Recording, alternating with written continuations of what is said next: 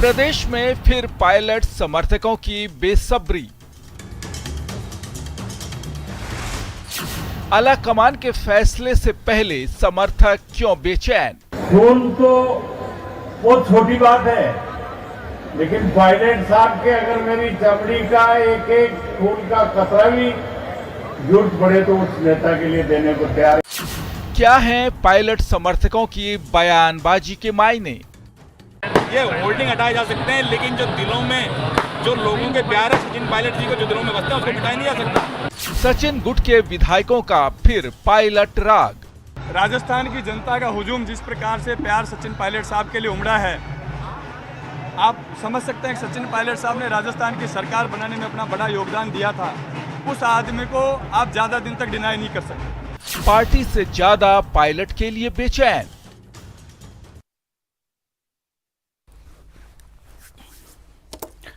नमस्कार, स्वागत आप सभी का न्यूज 18 राजस्थान पर। मैं हूं आपके साथ हेमंत कुमार। जब से कांग्रेस में नए अध्यक्ष के चुनाव को लेकर के ऐलान हुआ है और मुख्यमंत्री अशोक गहलोत के राष्ट्रीय अध्यक्ष बनने की चर्चाओं ने जोर पकड़ा, तब से राजस्थान में सियासी बयानबाजी का दौर ही एक बार फिर से वापस चल पड़ा है। ये बयानबाजी विपक्ष से नहीं है, बल्कि कांग्रेस के अंदर से है, यानी कि सचिन पायलट गुट की तरफ से हो रही है। विधायक वेद प्रकाश सोलंकी, इंदिराज गुर्जर के बाद अब राकेश पारिक ने पायलट राग अलापा है। पार्टी लाइन से हटकर के भी बयानबाजी हो रही है। आखिरकार क्या है इन कांग्रेस के बयान बहादुरों के पीछे का राज? क्या बयानों के जरिए आलाकमान पर दबाव बनाने की यह कोशिश है, या फिर राजस्थान में फिर से सचिन के समर्थकों का प्रोजेक्ट पायलट चल पड़ा है? आज तमाम मेहमानों के साथ इसी मुद्दे को लेकर के करेंगे हम खास चर्चा। तो हमारे साथ इस चर्चा के लिए मेहमान जुड़ चुके हैं। सबसे पहले मैं उनका तारुफ आपसे करवा दूं। हमारे साथ माधोराम चौधरी जी, भारतीय जनता पार्टी के नेता जुड़ चुके हैं, और साथ ही साथ एसपी मित्तल हमारे साथ हैं, वरिष्ठ पत्रकार के तौर पर।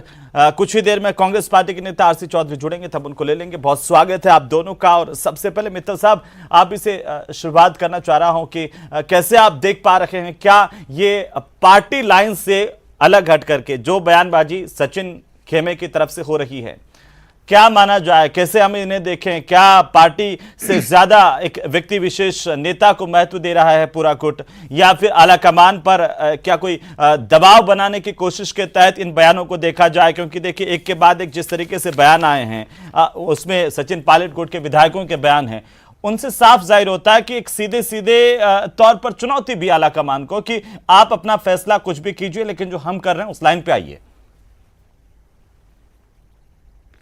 हेमंत, देखिए कि अभी कुछ दिनों पहले ही क्या नाम से जो वेद प्रकाश सोलंकी जो कांग्रेस के विधायक हैं, उन्होंने ये कहा कि मेरे लिए तो सचिन पायलट ही सब कुछ है। उन्होंने कहा कि जो मैं कांग्रेस का जरूर विधायक हूं, लेकिन जो मेरी वफादारी है, जो मेरी प्राथमिकता है, वो पहले सचिन पायलट की है। मुझे लगता है कि वैसा का वैसा ही बयान, उससे मिलता जुलता बयान राकेश पारिक का, जो क्या नाम से मसूदा से, अजमेर जिले के मसूदा से क्या नाम से कांग्रेस के विधायक है, उनका बयान भी इसी तरह का है। अभी जैसा आपने अपने उसमें दिखाया रिपोर्ट में भी कि उन्होंने कहा कि क्या नाम से मैं तो खून क्या चमड़ी भी क्या नाम से सचिन पायलट को दे सकता हूं। और उन्होंने एक बात और कही, उन्होंने कहा कि मैं उस बाप की औलाद नहीं हूं जो एहसानों को भूल जाऊं। आज राजनीति में जिस मुकाम पे मैं खड़ा हूं, उसमें सचिन पायलट की देन है। यदि सचिन पायलट नहीं होते तो मैं यहाँ पर क्या नाम से मौजूद नहीं होता। तो ये वफादारी दिखाती है कि आपकी वफादारी जो है वो संगठन से ज्यादा जो है वो किसी नेता के प्रति है, और एक ऐसे नेता के प्रति है जिसके बारे में ये कहा जाता है कि राजस्थान में कांग्रेस की सरकार बनाने में उस नेता की भूमिका रही। क्योंकि अब क्या नाम से उस नेता को दरकिनार किया जा रहा है, उनको जो उचित सम्मान मिलना चाहिए था वो उनको सम्मान नहीं दिया जा रहा है। ऐसे में जो उनके समर्थक हैं, मुझे लगता है कि वो क्या नाम से कुछ ज्यादा ही इस बात की प्रतिक्रिया दे रहे हैं कि हमारे लिए तो जो राजनीति में जो भी कुछ है वो सचिन पायलट ही है। अब जहां तक राकेश पारिक साहब का सवाल है, तो मैं आपको बताना चाहता हूं कि राकेश पारिक जब सचिन पायलट साहब प्रदेश कांग्रेस कमेटी के अध्यक्ष थे, तब राकेश पारिक सेवा दल के प्रदेश अध्यक्ष हुआ करते थे। जब जुलाई 2020 के अंदर सियासी संकट आया और जब सचिन पायलट को हटाया गया, तब क्या नाम से राकेश पारिक को भी सेवा दल के अध्यक्ष पद से हटा दिया गया। लेकिन उसके बाद में जब समझौता हुआ, बातचीत चली, तो हमने देखा कि क्या नाम से जिन विधायकों को सचिन पायलट ने कहा कि क्या नाम से ये मेरे साथ रहे, मेरे साथ दिल्ली गए, राकेश पारिक भी उन 18 विधायकों में शामिल थे जो दिल्ली में क्या नाम से पायलट के साथ गए थे। तो उसके बाद में जब क्या नाम से प्रदेश कांग्रेस कमेटी के अध्यक्ष डोटासरा साहब बने, तो इन्हीं राकेश पारिक साहब को क्या नाम से प्रदेश कांग्रेस कमेटी का जनरल सेक्रेटरी बनाया गया। और आज भी उनकी जो वफादारी है वो इसीलिए वफादारी है कि राजनीति में जो भी उन्होंने हासिल किया है वो सिर्फ क्या नाम से सचिन पायलट के कारण ही हासिल किया है। तो हालांकि उनके जो इसलिए पिता थे, सीधे सीधे वो क्या मैं नाम से वापस आ कांग्रेस जाऊंगा में रहे मित्तल थे। साहब, ये आप ये कहना चाह रहे हैं कि यहाँ पर जो पायलट गुट के जितने भी विधायक हैं उनकी वफादारी पार्टी के प्रति नहीं है, पायलट के प्रति हैं, और इसलिए वो अपनी वफादारी पार्टी से बढ़कर पायलट के लिए निभा रहे हैं। ये सीधे तौर पर संकेत हैं। अब आगे क्या होना क्या नहीं होना, राजनीति किस कदर जाती है और पीछे क्या हुआ वो हमने देखा कि अगर पार्टी के प्रति ही वफादारी होती तो सत्ता के खिलाफ, अपनी पार्टी के खिलाफ, सरकार के खिलाफ जाकर के मानेसर में तो नहीं बैठ रहे होते, आलाकमान के पास चले जाते, बातचीत होती अंदरूनी तौर पर। ये सीधी बात आपने कही, मैं वापस से इसके पास आपकी बात पर आ जाऊंगा। हमारे साथ आरसी चौधरी जी जुड़ चुके हैं, प्रवक्ता हैं कांग्रेस पार्टी के, और साफ साफ कहते हैं नेता। उम्मीद करते हैं कि आज भी साफ साफ कह पाएंगे। स्वागत है आरसी चौधरी साहब आपका भी। और सबसे हमने पहले टिप्पणी जो ली है मित्तल साहब की, और उन्होंने सीधे तौर पर कहा कि देखिए पायलट गुट के जो विधायक हैं, जो नेता हैं, वो पार्टी से ज्यादा पायलट के प्रति वफादार हैं। क्या इस वजह से कांग्रेस पार्टी के भीतर से, आपके विधायकों के भीतर से इस तरह की बयानबाजी आ रखी है? आला कमान के फैसले का भी इंतजार नहीं है? क्या इतना सिस्टम खराब हो चुका है अंदरूनी तौर पर? हेमंत जी, सबसे पहले तो मैं आपसे गुजारिश करना चाहूंगा कि न्यूज 18 राजस्थान की जनता का एक विश्वसनीय न्यूज चैनल है, और हेमंत जी जब बोलते हैं तो राजस्थान की जनता उनको सुनती है जी। मैं उम्मीद करता हूं कि तमाम जो फैक्ट्स हैं वो अपने हिसाब से प्रेडिक्शन व्यक्ति करता है जी। लेकिन आप कहें तो मैं राकेश पारिक जी के जिस वीडियो को लेकर जो आप डिबेट कर रहे हैं, आप इजाजत है तो मैं उस वीडियो को सुना दूं ताकि पूरी प्रदेश की जनता सुने। चौधरी साहब, मेरा आपसे विनम्र अनुरोध है कि आप बेशक सुनाइए, लेकिन वेद प्रकाश सोलंकी के बयान को भी सुनाइए, आप इंद्राज गुर्जर के बयान को भी सुनाइए, आप मुकेश बाकर, खिलाड़ी लाल बैरवा, तमाम लोगों के पीछे के बयानों को भी सुनाइए। सुना सकते हैं जी, स्वागत है आपका। निश्चित रूप से आपने जो रखा, मेरे को जो टॉपिक दिया, मेरे पास में अभी उन्हीं का वीडियो है, मैं वो चला सकता हूं, लेकिन मैं अगर आप जिक्र करेंगे तो मैं तीनों का वीडियो आप चलाइए, क्योंकि राजस्थान की जनता आपके चैनल पे विश्वास करती है। बिल्कुल, मैं ये कहना चाहूंगा कि निश्चित रूप से किसी भी कार्यकर्ता की अपने नेता के प्रति, एक नेता के प्रति सम्मान होता है, आदर होता है, और नेता के अंदर खुद कार्यकर्ता और पार्टी अपना भविष्य देखती है।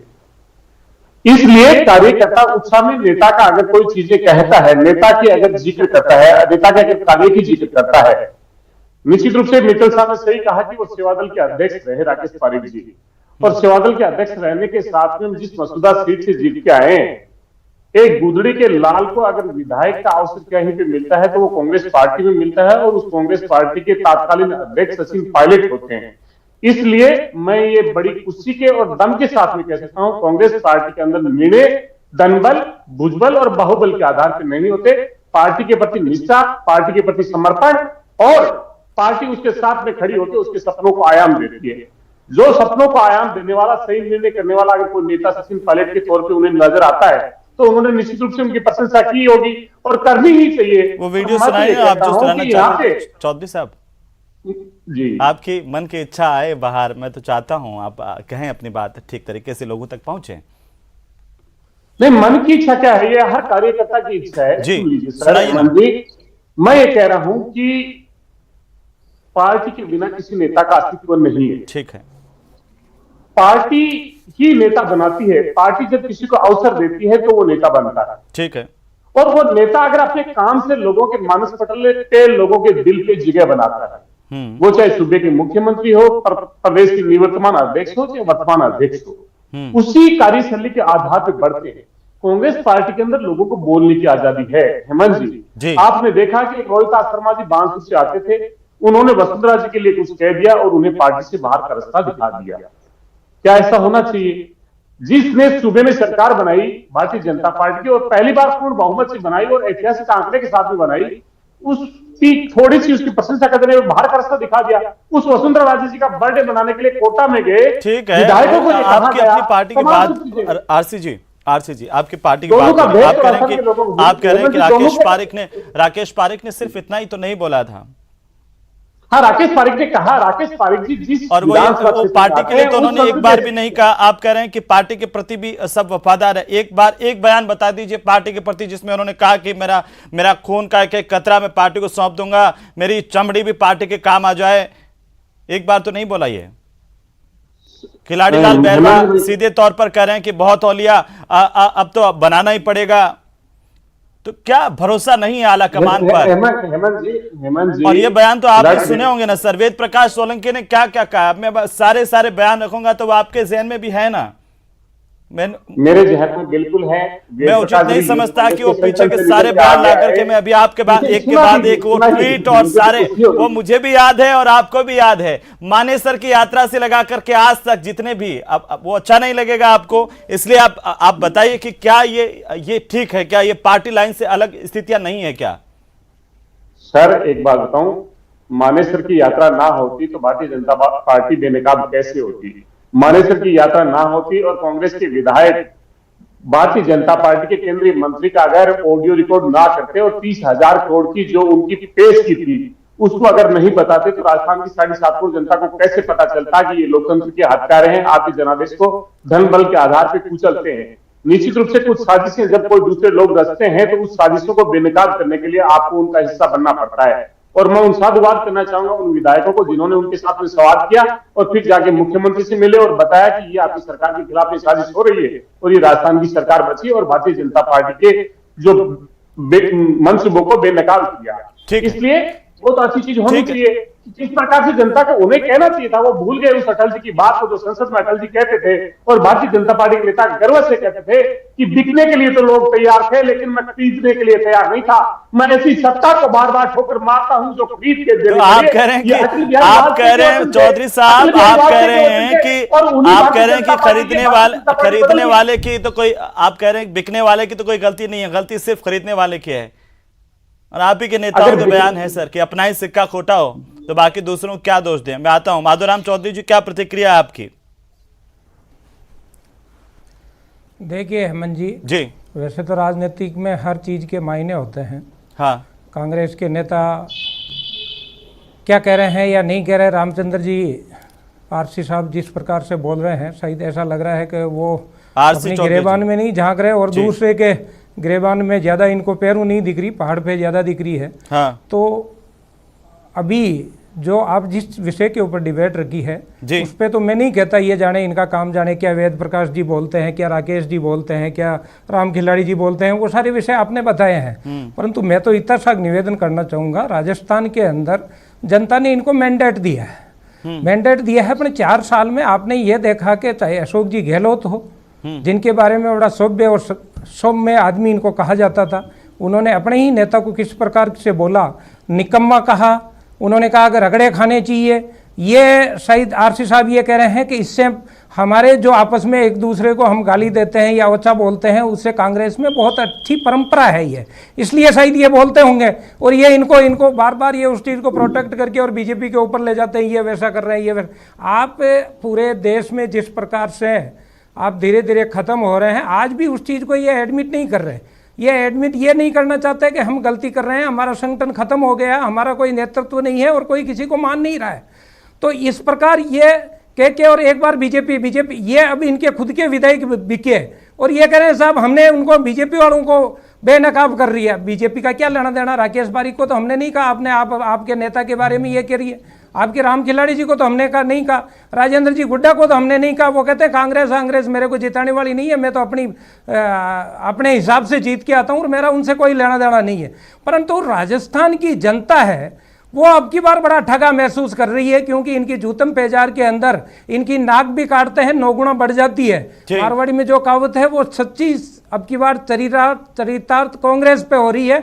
जनता पूरी तरह त्रस्त है, युवा वर्ग त्रस्त है, महिला वर्ग त्रस्त है। किसानों के सामने झूठ बोल के जो वादे किए थे वो सारे इन्होंने जिस प्रकार की स्थिति की, कोई ऋण माफ नहीं किया, लाइट के बिल बढ़ा दिए। तो ये बड़ी बेशर्मी की बातें हैं। और फिर भी ये कह रहे हैं कि साहब हम तो जो जूतम पेजार कर रहे हैं वो बहुत अच्छा कर रहे हैं, तो इनकी ये चीज़ें इन्हीं को मुबारक हो, परंतु राजस्थान की जनता अपने आप को ठगा महसूस कर रहे हैं। ये बड़ी दुर्भाग्य की बात है, क्योंकि आज राजस्थान यूनिवर्सिटी में चुनाव हुए तो सचिन पायलट के लोग अलग लड़ रहे थे, कांग्रेस कौन सी एनएसयूआई है वो लोग अलग लड़, ये राजस्थान में हर जगह देखा जा रहा है, चाहे छोटे चुनाव हो चाहे बड़े चुनाव हो। तो इनकी आज राजस्थान की स्थिति कांग्रेस की जो है वो इनकी अपने आप में कहीं संभलने में नहीं आ रही, परंतु फिर भी ये छींटाकसी कर रहे हैं। मारवाड़ी में कहावत है, नीचे पड़ जाता है टांग ऊपर रखता है, तो ये टांग ऊपर रखने वाली बात है। पर मैं आपसे निवेदन करना चाहूंगा, आपका 1 साल का समय बचा है, जनता को वो वादे पूरे कीजिए जो आपके मैनिफेस्टो में थे।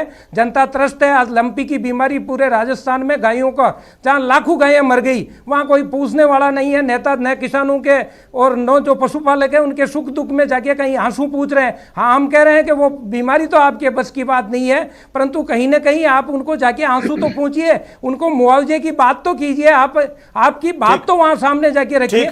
पर ये चीजें इनके सामने नहीं है, न जनता के और गरीब आदमी का ये दुख दर्द समझना चाहते हैं। छोटी सी टिप्पणी इनके बयान पर जी। देखिए, माधुराम जी ने कहा कि ये इनकी राजनीतिक दल का अंदरूनी मामला है, क्योंकि जानते हैं कि जिनके घर शीशे के होते हैं वो दूसरों के घर पे पत्थर नहीं फेंकते। इससे माधुराम जी बड़ी चतुराई के साथ में बच के निकल गए, अच्छी बात है। लेकिन उन्होंने जो सरकार की जो पसंद खड़े की, उन्होंने कहा कि बिजली के लिए है। मैं माधव जी से पूछना चाहूंगा कि माधुराम जी, आपका बिजली का बिल अगर घर का आता है आपके नाम से, उसके अंदर राजस्थान सरकार का कितना अनुदान है बताइए। देश के अंदर पहली ऐसी सरकार है जो हर व्यक्ति को बिजली के बिल पे राहत देती है। 76 लाख परिवारों के बिजली का बिल शून्य आता है। यहाँ पे किसानों का जो बिल है बिजली का वो शून्य आ रहा है। इसलिए मैं कहना चाहूंगा माधुराम जी को कि वो तथ्य बताएं, आंकड़े बताएं। माधुराम जी ने कहा लंपी की बीमारी निश्चित रूप से आपदा है। ये सिर्फ राजस्थान में नहीं, देश के 14 राज्यों में है। केंद्र की सरकार कहाँ है? संघीय स्वरूप में साथ में काम करने की जो पहल है हम कर रहे हैं। हमने तो आपसे भी संवाद किया, भारतीय जनता पार्टी के विधायकों से भी किया, और हम इस जीवन को बचाने के लिए लगे हैं। जब राजस्थान की सरकार ने निःशुल्क दवा योजना लागू की थी तब उन्होंने कहा वोटों के लिए किया है। जब हमने पशुओं के लिए की तो इनकी बोली बंद हो गई। सुनने दीजिए राजस्थान की जनता को, सुनने दीजिए। इनके प्रश्न उठे तो सुनने तो दीजिए राजस्थान की जनता को। जो काम की बात आती है तो आप कहते हैं ठीक है।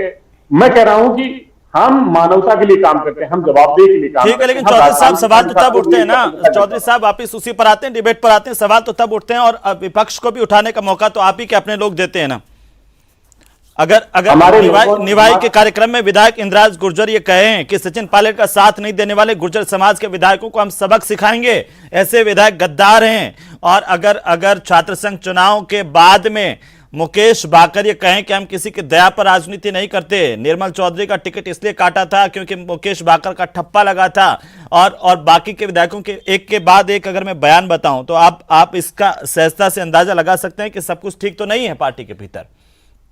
हेमंत जी, मैं कहना चाहूंगा कि और फिर मैं आपको एक के बाद एक बयान गिनाऊं जी। आप तमाम बयान गिनाइए। क्या इनके पीछे, देखिए मेरा सवाल यह है, क्या इनके पीछे कोई सेट राजनीति है कि इस तरह से एक के बाद एक लगातार लाइन से पायलट के समर्थन में बयानबाजी होती है, पार्टी की लाइन से इतर बयानबाजी होती है? मैं कहना चाहूंगा हेमंत जी, इंदिराजी गुर्जर ने अपने जो बयान दिया वह गुर्जर समाज के अंदर अगर बोला उन्होंने, और हर समाज चाहता है कि उसके मुखिया को नेतृत्व मिले। हर समाज चाहता है, हर समाज का सामाजिक जो कार्यक्रम होता है उसमें चाहते हैं कि उनके नेता को शक्ति मिले। अगर वो वहां पे कोई बात को कह रहे हैं अपने समाज के बीच में, घर के बीच में, तो क्या अतिशयोक्ति हो सकती है? हर समाज का व्यक्ति ऐसा कार्यक्रम करते हैं और समाज के नेता कहते हैं हमारे समाज को प्रतिनिधित्व मिलना चाहिए, हमारे समाज का नेतृत्व आना चाहिए। हर कोई जिक्र करता है, कौन सी समाज के अंदर नहीं होता? सीएम अशोक गहलोत के किरोड़ी लाल वाले बयान को लेकर के आपको पता है वेद प्रकाश सोलंकी ने क्या कहा था और मुख्यमंत्री पर किस तरीके से निशाना साधा था, ये तो सबके सामने है ना। आप एक बयान को डिफेंड करेंगे या एक के बाद एक 50 बयानों को कैसे डिफेंड कर पाएंगे? चौधरी साहब, कहूंगा हमारे पार्टी के जो अध्यक्ष हैं डॉक्टर जी, उन्होंने कहा कि जो व्यक्ति पार्टी को क्षति पहुंचाने का काम करेगा, अगर पार्टी को अपने बयानों से पार्टी के ऊपर किसी दूसरी चीज को देने का काम करेगा तो निश्चित रूप से उस पर अनुशासनात्मक कार्रवाई की जाएगी। अनुशासन एक प्रक्रिया है, पार्टी को कहे कोई भी क्षति करेगा, लेकिन आप जो जिन बयानों की जो एक श्रृंखला के तौर पर जिक्र कर रहे हैं, वहां पे एक नेतृत्व को लेकर चर्चा हो सकती है, परिवार में खुली चीजें हैं। ये कांग्रेस पार्टी है जहां पे पार्टी के राष्ट्रीय अध्यक्ष का चुनाव होता है, 5 सांसद कहते हैं 53 में से हमें मतदाता सूची अवेलेबल कराइए, आप मीडिया के साथ ही पूछते हैं तो वो कहते हैं निश्चित रूप से चीजें करेंगे। डेमोक्रेटिक ऑर्गेनाइजेशन होता है तो वहां पे लोगों की मांगे होती है और परिवार के मुखिया उन्हें बेखूबी से सुनते हैं और उनकी समस्याओं का निदान करते हैं। लेकिन कोई भी व्यक्ति पार्टी की गरिमा को कभी किसी ने ठेस नहीं पहुंचाई। निश्चित रूप से आप ये कह रहे हैं कि ये बयान पार्टी की सीमाओं को लांघ करके नहीं दिए गए। आप ये कह रहे हैं चौधरी साहब आप ये कह रहे हैं कि ये जितने भी बयान हैं वो पार्टी की सीमाओं के भीतर ही हैं, है ना? मैं ये कहना चाहूंगा कि जो राकेश पारीक जी का आपने बयान दिखाया, मुझे वो पार्टी की सीमा से बाहर नहीं लगता। ठीक है। आपने जो इंद्राज गुर्जर जी का बयान दिखाया, मुझे नहीं लगता वो अपने मित्तल साहब जिनके साथ जी तो काम दिक्कत हो सकती है। बिल्कुल संक्षेप में आपने दोनों की बातें सुनी है मित्तल साहब, और जो आरसी चौधरी जी कह रहे हैं उससे कहां तक सहमत है, आप कैसे देख पा रहे हैं? हेमंत, देखिए कि जो वेद प्रकाश सोलंकी उन्होंने जो बयान दिया, उन्होंने ये कहा कि यदि आपने सचिन पायलट साहब को राजस्थान का मुख्यमंत्री नहीं बनाया तो राजस्थान में कांग्रेस की सरकार रिपीट नहीं होगी। यदि इस बयान के बाद भी ये कहा जाए कि ये क्या नाम से अनुशासनहीनता नहीं है, तो मुझे लगता है कि ये कांग्रेस का आंतरिक मामला है। आरसी जी, ये पार्टी लाइन के दायरे के भीतर वाला बयान है या बाहर वाला है? मैं कहता हूं कि हमारी पार्टी के अंदर अशोक गहलोत जी भी जब मुख्यमंत्री बने उस समय भी कई लोग कतार में थे, संसदीय दल और विधायक दल कतार में थे। क्या आपको नहीं लगता कि ये बयान नहीं है, ये तो एक धमकी है? अगर आप ही के विधायक ये खुले तौर पर कहें, और इसका मतलब तो ये हो गया कि सीधे तौर पर अशोक गहलोत से संतुष्ट नहीं है मुख्यमंत्री के तौर पर। ये हो गया कि अगर सचिन पायलट को मुख्यमंत्री बनाया तो पार्टी वापस ही नहीं करेगी सत्ता में। ये क्या आप इसे क्या कैसे देखेंगे? हेमंत जी, मैं आपके प्रेडिक्शन को नहीं बदल सकता, मैं न्यूज 18 के प्रेडिक्शन को नहीं बदल सकता। मैं कांग्रेस पार्टी प्रेडिक्शन नहीं करता है चौधरी साहब। मैं आपको सीधे तौर पर आपकी जो धारणा है उस पर मैं बता देना चाहता हूं। हम किसी तरह का प्रेडिक्शन नहीं करते हैं, हम जनता की बात जनता तक पहुंचाते हैं। आपके विधायक ने जो कहा उस पर आपकी राय जान लें, अपना प्रेडिक्शन नहीं दे रहे हैं। मैं तो सवाल कर रहा हूं और सवाल करना मेरा काम है चौधरी साहब। सवाल का जवाब देने का अवसर देंगे ना, जवाब देने का अवसर आपको दिया, सबसे ज्यादा आप बोले चौधरी साहब। आप ये सवाल नहीं उठा सकते हैं कि आप यहां बैठ करके कि आपको मौका नहीं मिला, ये तो नहीं कह सकते। अगर आप बीच में बोलते रहेंगे मैं कैसे जवाब दे पाऊंगा? मैं अगर आपको सवाल तो पूछूंगा ना चौधरी जी। मैं आपसे ये कह रहा हूं हाँ, तो आप इसे न्यूज 18 का प्रेडिक्शन क्यों बता रहे हैं? आप ये क्यों नहीं कहते कि ये प्रेडिक्शन हो सकता है वेद प्रकाश सोलंकी का, इंद्राज गुर्जर का प्रेडिक्शन हो सकता है, सचिन पायलट का प्रेडिक्शन हो सकता है, लेकिन कांग्रेस पार्टी का प्रेडिक्शन नहीं है? ये क्यों नहीं कह रहे हैं? उल्टा दोषी क्यों करार दे रहे हैं? अगर कोई आपका विधायक ये कहे कि सचिन पायलट को मुख्यमंत्री नहीं बनाया तो राजस्थान में कांग्रेस पार्टी की सरकार रिपीट नहीं होगी, तो यह प्रेडिक्शन किसका है? यह आपको तय करना है। यह न्यूज 18 का प्रेडिक्शन नहीं है सर।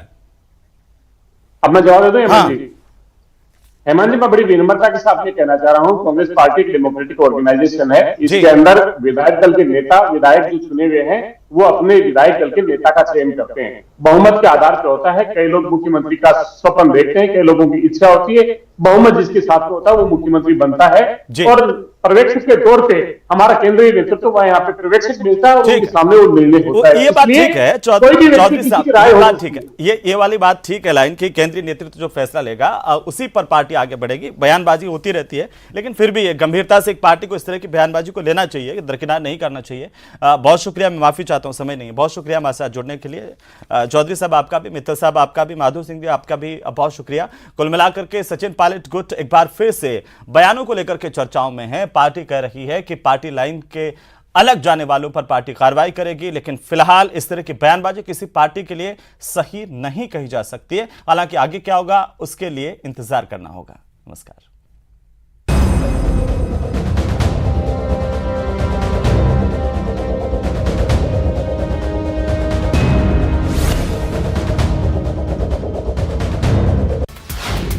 पूनिया का कांग्रेस पर प्रहार।